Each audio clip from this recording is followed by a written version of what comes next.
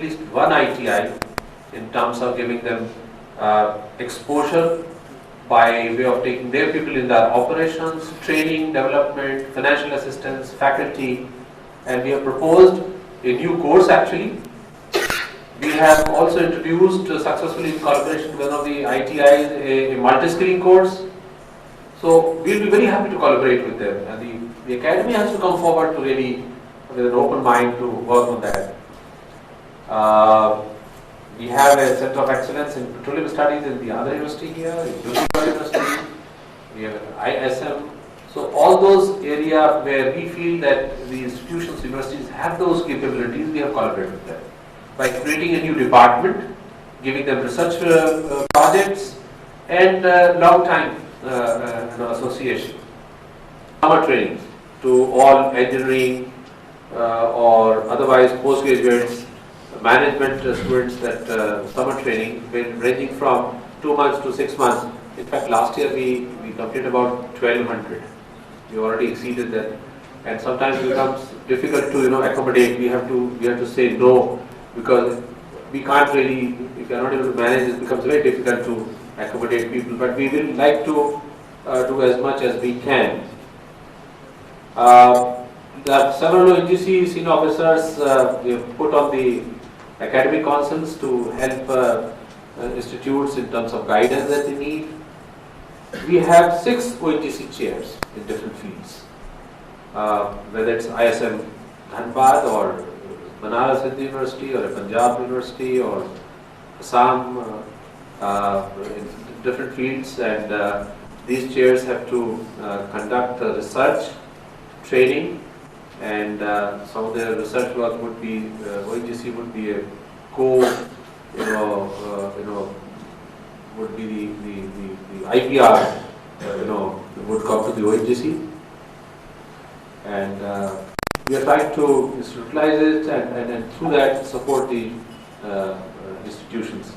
A lot of R&D projects are sponsored, different fields, and IITs, other regional institutions and all.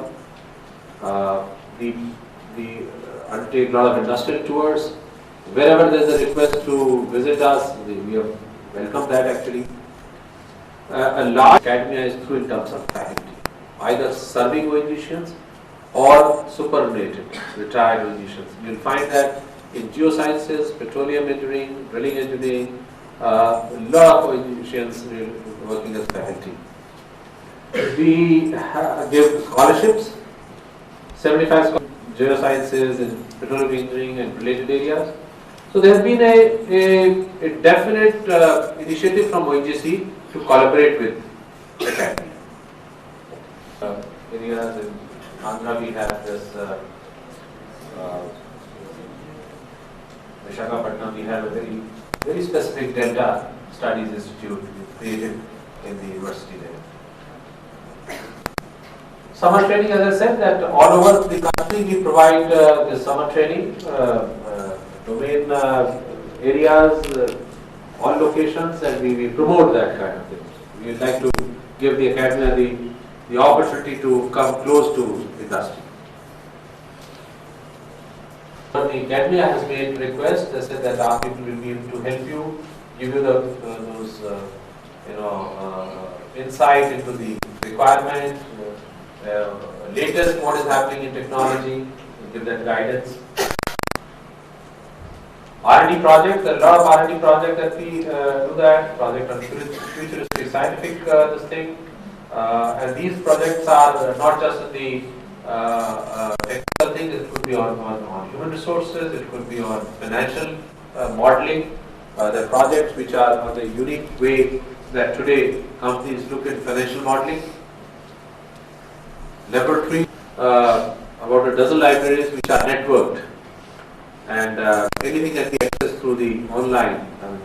We promote academy also to come on board on that.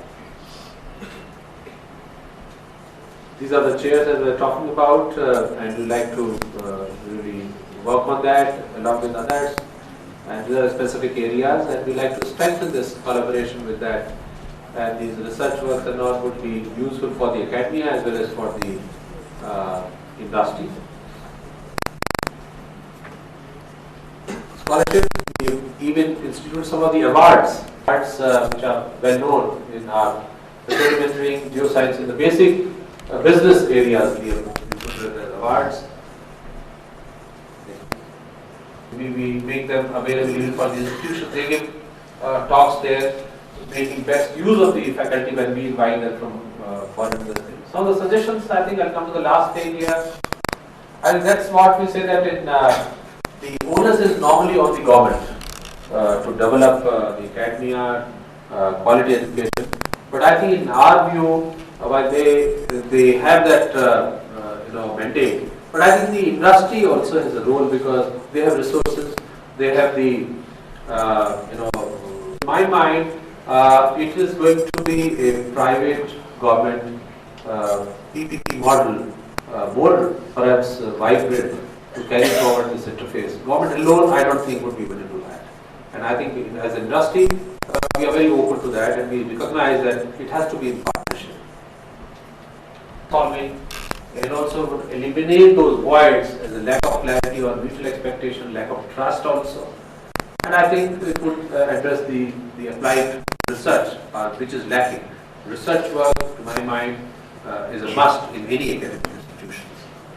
PP model in which you have the collaborative R&D project, we have the meaningful student-industry interface, we have the curriculum design with the collaboration with the industry, and the industry professional exchange program. The faculty should be able to visit the industry, spend some time there on specific areas, projects, and vice versa. The industry could come, in industry, the experts would come and spend some time to bring the industry practices to the academy. I think that's very important when the industry, and I have to wait for a month for his return to undertake this thing, and that's very common there. So why can't we do this? I mean, it's very important to bring the two together.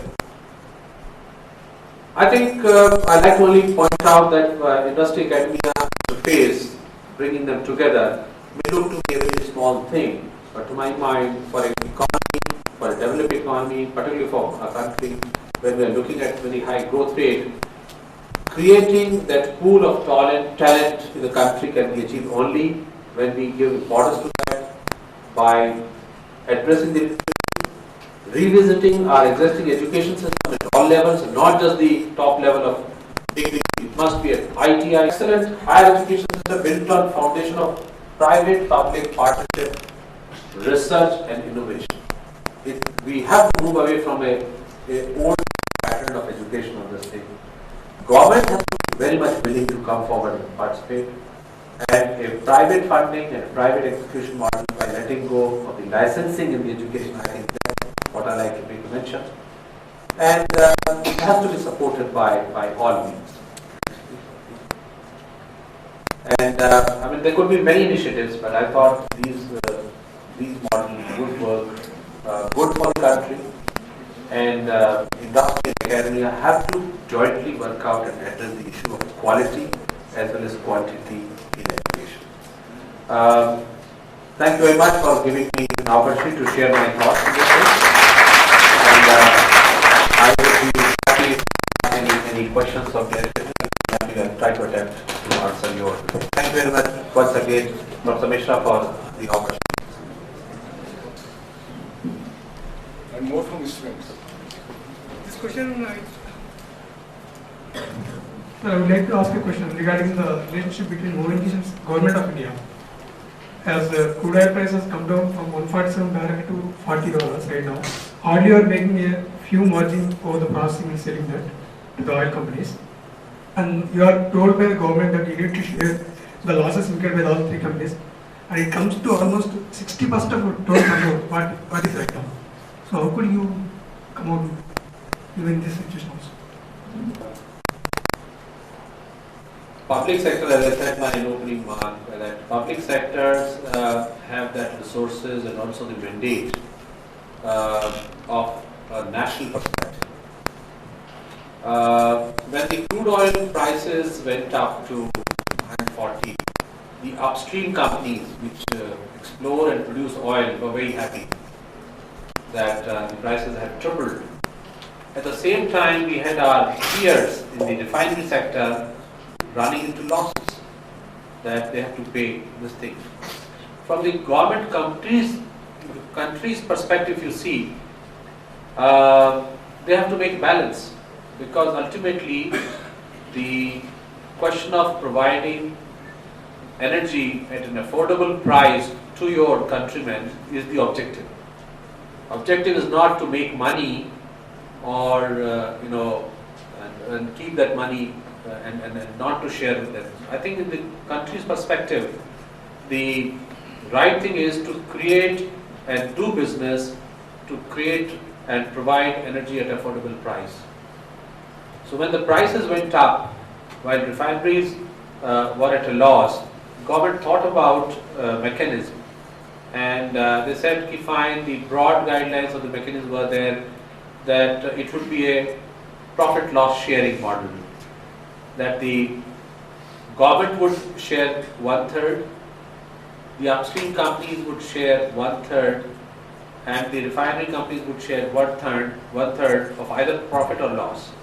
And that's how it was shared. And we provided the so-called subsidy to bring down the prices. Our profit, 1/3 was given to in the entire mechanism. However, it was not really 1/3. We provided much more than 1/3 on that, and the profits were transferred in the form of discounts to the refinery, and that's how the refinery could sustain. It was very difficult for them to sustain, and otherwise, without that, it could not have been possible. India adopted this model.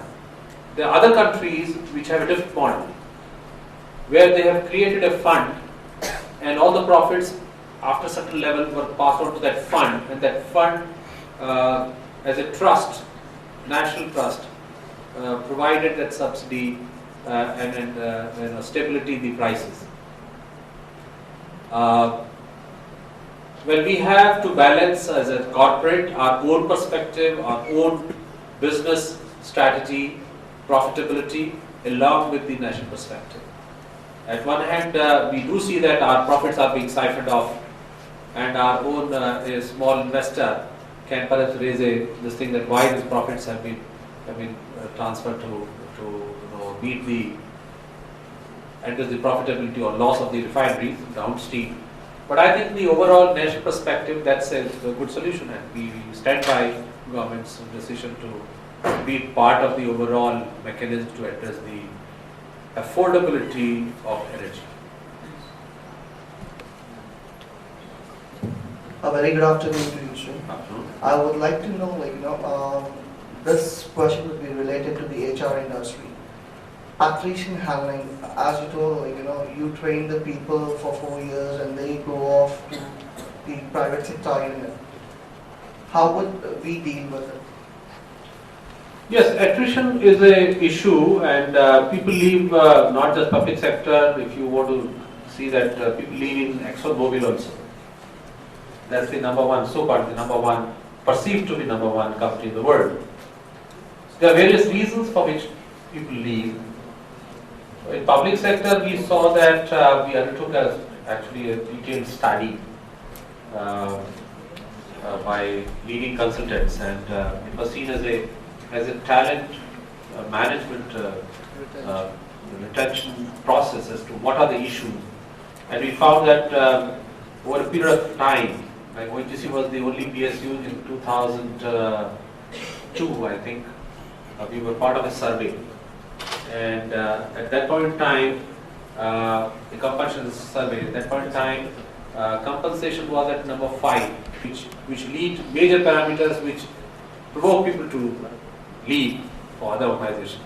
But in last year, 3 surveys brought out that compensation was the number 1.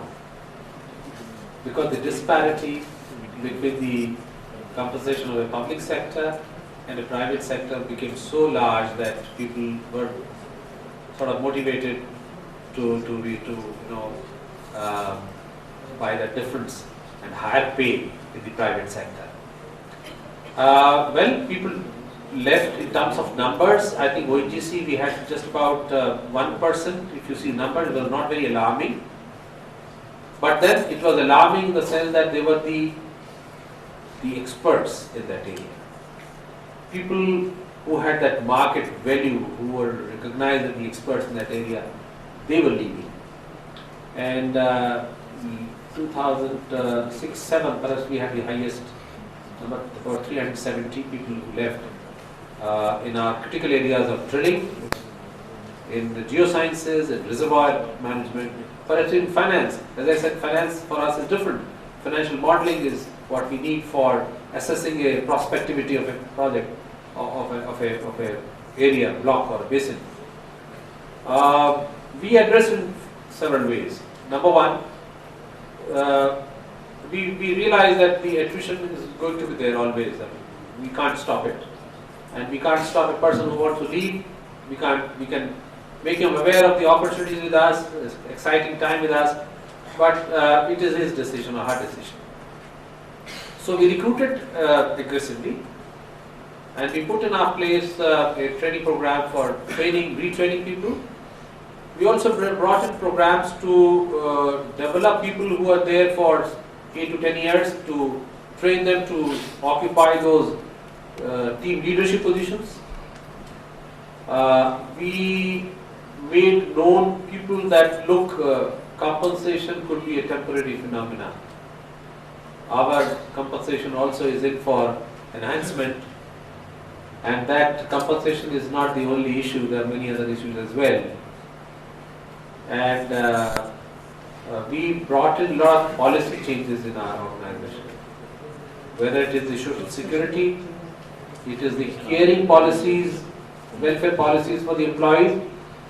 But I think we made them aware of the strengths of ONGC in terms of open decision-making system, which to our mind is number one parameter, which is better than any company, private sector included, that perhaps we can boast of.